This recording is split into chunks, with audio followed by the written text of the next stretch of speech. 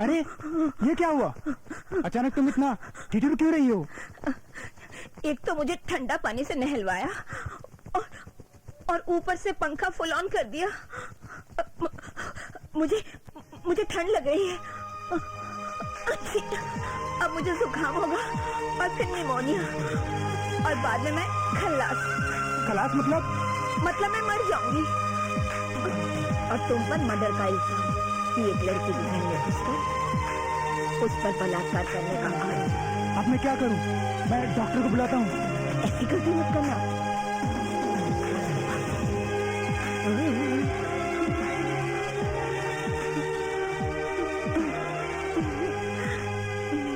बुद्धू कहीं का। अरे अरे अरे अरे अरे अरे मुझे जाना था। भाग रहे हो? कहाँ भाग रहे हो? उसे निमोनिया हो गया है। उसको निमोनिया हो गया है। ऐसा क्या किया तुमने? मैंने कुछ नहीं किया है। मेरे बिना कुछ किए ही उसे निमोनिया हो गया है। अरे वाह, क्या बात है! ऐसे भड़कते हुए शोले को तुमने निमोनिया दे दिया। अरे जवाब मर्द हो। अरे कहीं वो मर गए तो मुझे फांसी का फंदा लग जाएगा। मुझे जाने दो। अरे परसों वो आए हमारे घर, खुदा की रहमत है। कभी हम उनको आते हुए, कभी भागते हुए देखते हैं।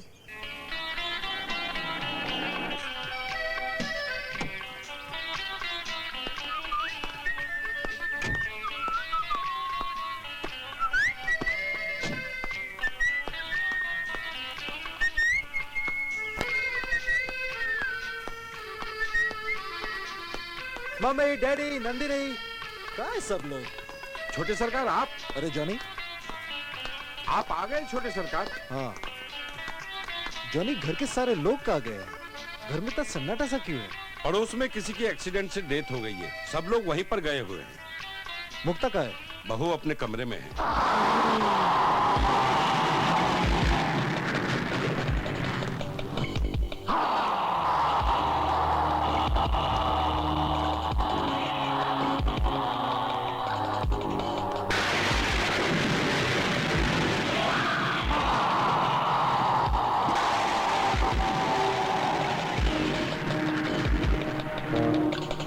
मुक्ता, मुक्ता डार्लिंग, कहाँ तो?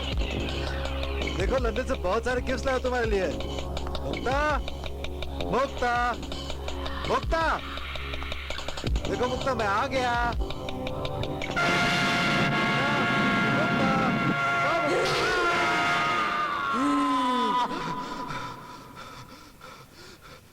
इतना भयानक सपना।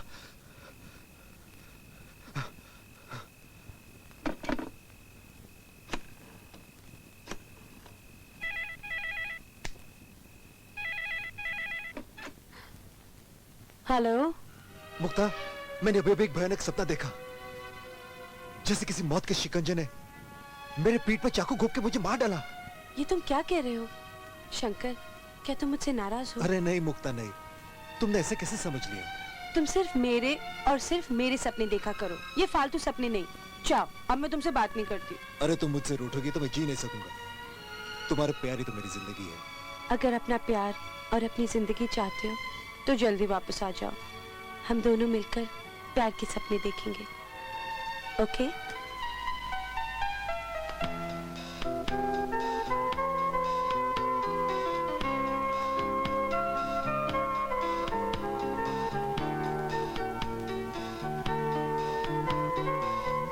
सच मुक्ता, आज तुम्हारी बहुत याद आ रही है।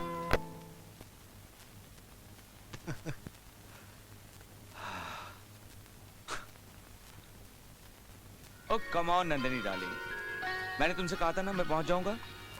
और फिर मैंने तुमसे चौपाटी पर परसों 5 बजे मिलने का वादा भी तो किया है ना। मैं जरूर पहुंच जाऊंगा जान। तो आज क्यों नहीं आ जाते? आज मैं थोड़ा बिजी हूँ। ठीक है, तुम बिजी रहो, मैं तुम्हारी तस्वीर देखकर ही दिल बहला लेती हूँ। ठीक है जान। जिन्नी डार्लिंग, बोलो ना। ये भिंडी काटते काटते, आलू काटते काटते, चावल चुनते चुनते, चटनी पीसते पीसते, मटन बनाते बनाते, ये चिकन बनाते बनाते हमारी जिंदगी यूं ही बर्बाद हो जाएगी। तो आखिर तुम चाहता क्या है मैन?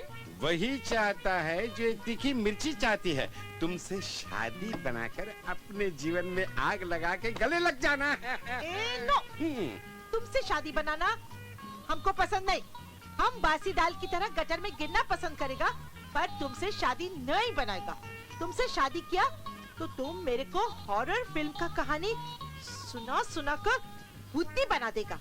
हम भूतनी बनकर फिर तुम्हारा खून पिएगा। तुम्हारी बातों से हमको एक हॉरर फिल्म का कहानी याद आ गया। क्या? हाँ, जिसमें बहू के हाथों अपने दादा ससुर की मौत होती है। दादाजी, आपकी तबीयत ठीक नहीं है, आप चलिए ऊपर चलकर आराम कर लीजिए। अगर अब तुम मेरे को कहानी सुनाया तो हम ये गरम कुकर है ना, उबलता हुआ उसका गरम गरम पानी तुम्हारा मुंह में डालेगा। समझा? ऐसा मत करो जिनी डार्लिंग, ऐसा मत करो। हम कहानी नहीं सुनाएगा तो गैस का सिलेंडर के माफिक हमारा पेट फट जाएगा। ओह, किस जंगली से पाला पड़ा है। अच्छा बको, बोल लो। एक बड़ी जिसमें बहू अपने दादा ससुर को हाथ का सहारा देकर सीढ़ियों की तरफ आगे जाती है। दादाजी, क्या आप अपनी बहू की बात नहीं मानेंगे? नहीं बेटा, तेरी बात कैसे नहीं मानूंगा? तू ही तो मेरा ख्याल रखती इतना। अजय, दादाजी ऊपर चलिए। पहुंचा दे।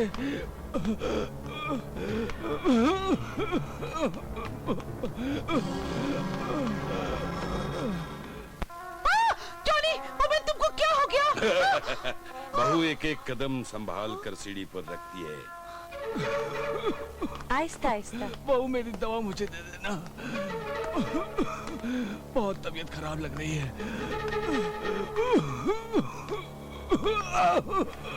और देखते देखते वो आखिरी सीढ़ी तक पहुंच जाती है। आहिस्ता आहिस्ता।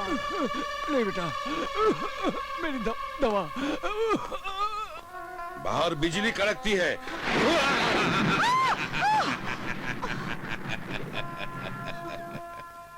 और हवेली के बाहर भूतनी आती है।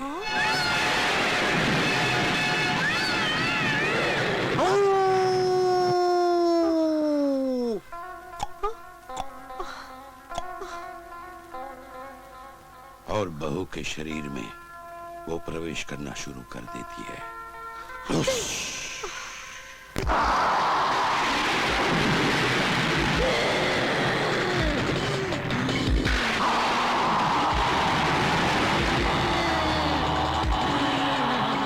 जैसे ही वो बहू के शरीर में प्रवेश करती है, बहू अपने चेहरे का रंग बदलती है।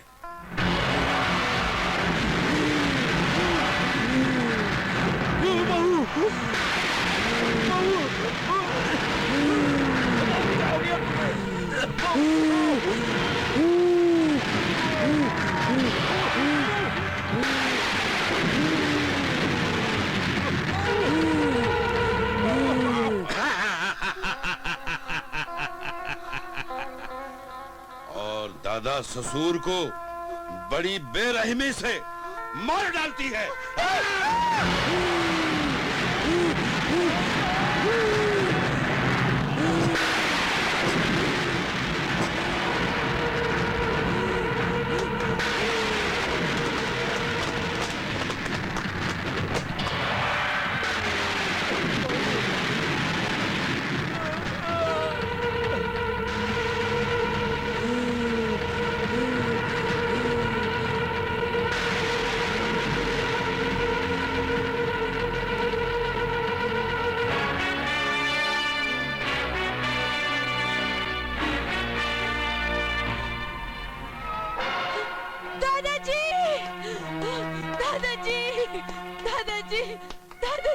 दादाजी क्या हो गया? दादाजी अब सीढ़ियों से कैसे गिर गए? कोई है?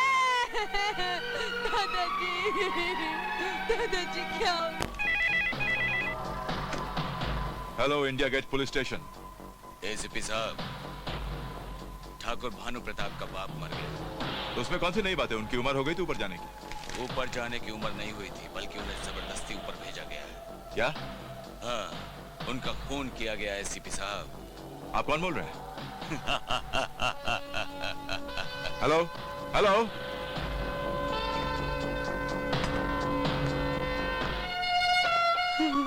कल रात उनकी तबीयत बहुत खराब हो गई थी, बहुत कमजोर हो गए थे दादाजी। सीढ़ियों से गिरते वक्त सर पर चोट लगना ही उनकी मौत का कारण बन गया।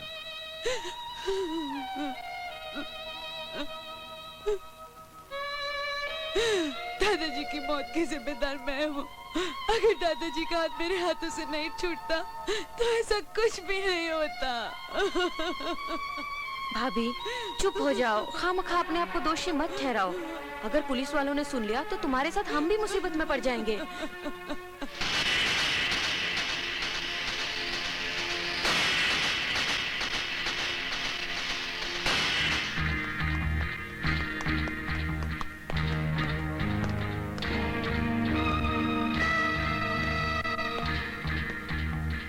एसीपी अर्जुन, तुम यहाँ? जहाँ कहीं भी जुर्म होता है एसीपी अर्जुन वहाँ जरूर पहुँचता है। जुर्म? कैसा जुर्म? ये जुर्म। ये तो एक हादसा है। आप कैसी बातें कर रहे हैं? अरे ये तो सीढ़ियों से गिर गए थे। Yes yes ACP, it's an accident. No doctor, this is not an accident, this is murder. खून हुआ इनका। गलत, बिल्कुल गलत। गलत को तो मैं सही करने आया हूँ। अच्छा बाय द वे, जब ये हादसा हुआ तो आप कहाँ थे? मैं अपने कमरे में अपनी पत्नी के साथ टीवी देख रहा था। नंदिनी स्वेटर बुन रही थी। तुम मैं किचन में था, वहाँ भिंडी काट रहा था। कभी कभी पीठ में खुजली आती थी तो चाकू से खुजा लेता था। नहीं साहब, ये झूठ बोल रहा है। ये किचन में मुझे हॉरर फिल्म की कहानी सुना रहा था और ये भी कह रहा था कि एक आत्मा लड़की के शरीर में घुसकर किस तरह खून करती है। Shut up! ऐसी बातें सुनने का मैं आदी नहीं। दुनिया कहां से कहां पहुंच गई और हम हिंदुस्तानी अभी तक चुड़ैल और भूतों में लिपटे हुए हैं। ये शायद बहू है आपकी? जी हाँ। मैडम, जब ये हादसा हुआ तो उस वक्त आप कहां थे? मैं दादाजी के साथ थी। दादाजी को सहारा देकर सीढ़ियाँ चढ़ा रही थी कि दादाजी का पैर फिसल गया और वो गिर गए। ये भी तो हो सकता है कि शायद किसी वजह से आपने उन्हें सीढ़ियों से धक्का दे दिया हो, ये गिर के मर गए हो। आप कैसी बातें कर रहे हैं अर्जुन साहब? कानून किसी का दुश्मन नहीं होता भानु प्रताप जी। अपना फर्ज निभाने के लिए कभी कभी से अपने आप पर भी शक करना पड़ता है।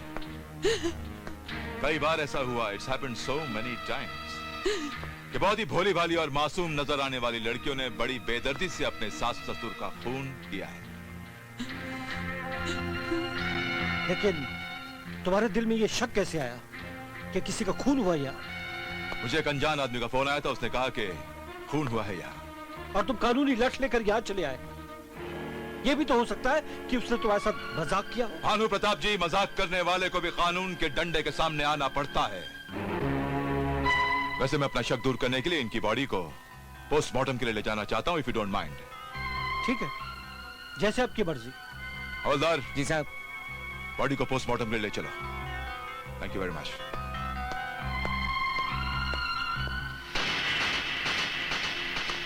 जुबान बाहर निकालो और निकालो और खोलो और खोलो। ठीक से बैठना। ठीक से तो बैठी हूँ। तुमने मेरी जबान को क्या भूतनी समझ के रखा है, जो कब्र फाड़ के बाहर निकले और घूम घाम के वापस कब्र में घुस जाए? मैं देख रही थी कि तुम्हारी जुबान को किसी भूतनी ने कब्र समझकर डेरा तो नहीं डाल दिया है। अरे जिनी, तुमको क्या मेरा मुंह कब्रिस्तान दिखता है? अरे तुम्हारी खोपड़ी के भेजे में ये आइडिया आया कैसे? वो ऐसा है ना, तुम जब जब हॉरर फिल्म का कहानी सुनाता है ना, उसमें जो जो मरता है वो इस घर में भी मरता है। क्या? हाँ, तुमने दादाजी के बारे में मुझे बताया था कि दादाजी की मौत बहू के हाथों होती है और दादाजी मर गए। कहीं तुम्हारी जुबान काली तो नहीं है? अरे काली नहीं है, मेरी जुबान करामत वाली है। हाँ? मैं जो बोलता हूँ वही सच हो जाता है।